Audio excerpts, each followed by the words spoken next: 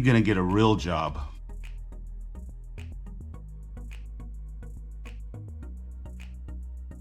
All right. Many people in life have a certain idea or certain, you know, view on what is successful, what is a real job, what that looks like, and and a lot of them it's has to be in this certain box. If you're not, going to college and getting a job with that degree in certain fields, or working in an office or presenting yourself in a certain way to what they think looks successful, like wearing certain clothes, being in office wearing dress clothes, or saying that I'm a doctor or I'm anything that went with a college degree, then in a lot of people's eyes, you're not really successful, or you're not really doing anything. You're just, it's a hobby or whatever the case is. And, in the resale business, along with a lot of other businesses in the world, such as trade jobs and, and things like that, a lot of people will view that as a job that's less than, or, somebody that's not successful in life. When the truth of the matter is, like trade jobs, for instance, a lot of those people are making way more money than people in offices. Some of those people might be running a company, a plumbing company. They might be running a plumbing company, but they're still out there working maybe, and they look like Joe the plumber, but it's $1 million business. It's a multi-million-dollar business. And then in the case of, me and the resale business, a lot of people, they don't look at that as anything that's a real job at all. That's a hobby, and you're digging through trash and you're messing with people's junk.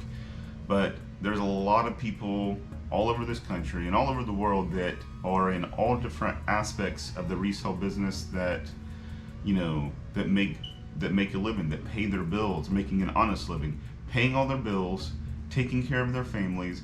And some of them are thriving. There's some of them that, that build businesses and are making a lot of money and making more money and have more freedom and, and more good stuff going on in their lives than somebody working in an office.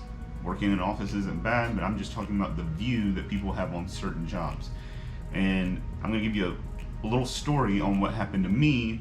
And I've actually got several stories like this. When I first got into the resale business and we moved into our first building, it was in a business park, back in a business park, industrial park. We rented this one space, this one small warehouse. On the other side, immediately next to me, was a heating and air company. No customers ever came to this. It was just an office, and it was a husband and wife that owned this company, and they were the only ones that I ever saw there, except every now and then on Fridays, their crew, which I never saw many other times, they just, I guess, were called and sent out places, would come and pick up their checks on Friday. So the crew that worked for them would come pick their checks. Never saw anybody else there. But for some reason, when they saw us moving in and we were, dealing with junk, we were resellers, they immediately acted really weird toward us. First, they wouldn't even speak to us at all. They just kind of kept ignoring us. They would, like, a couple times we had a big roll-up door in the front, and we'd be bringing stuff in or whatever, and they'd pull up, and he had a nice Corvette. He'd come pulling up in his Corvette and wouldn't even look our way. So and I'm about to say something, but he wouldn't make eye contact. He'd, make a beeline toward his door, go inside, and that was it. We wouldn't see him.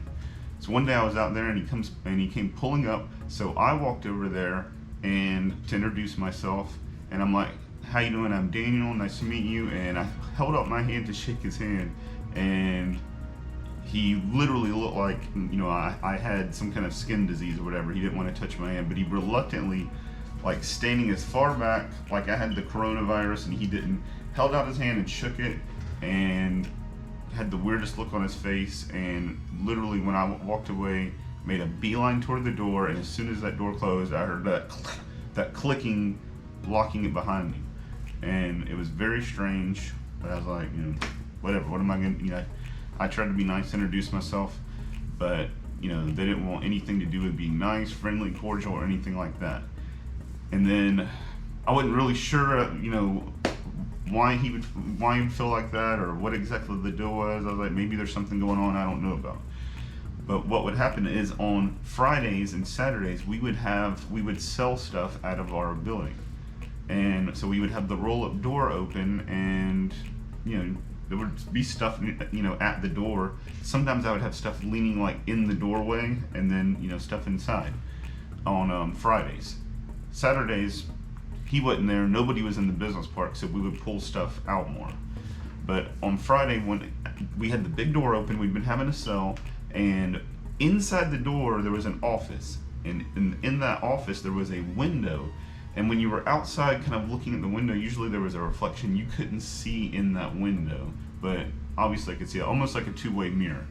And I'm standing there in the office, he comes pulling up, and I see him kind of looking, he's pulling up looking in our direction at our building and in our door and everything, and with this weird look on his face, and he's just looking there and he's just shaking his head, like, what are these people doing? Why are they next to me?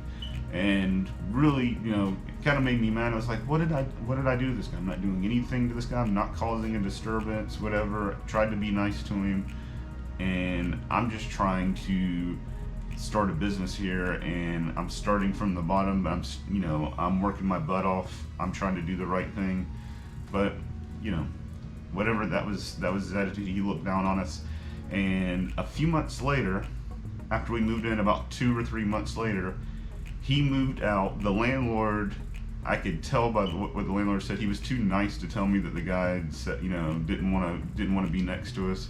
But I could tell by the look on the landlord's face that was the case, and I just knew that was the case.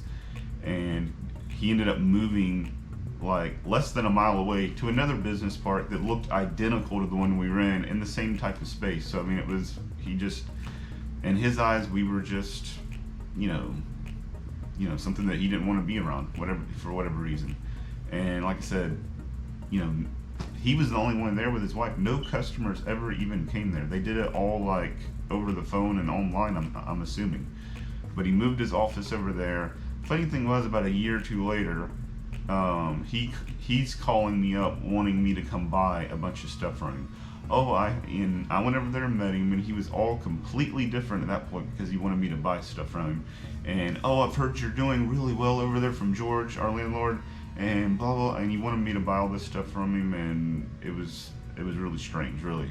And even because he just treated us, he didn't really treat us like crap. He didn't treat us like anything. He treated us like like we were nothing, really. Didn't even want to look at us. But that's going to be, for whatever reason, some people's mindset and their view on something that, like I said, that just doesn't fit their idea of what success is, or what a real job is, what real business is.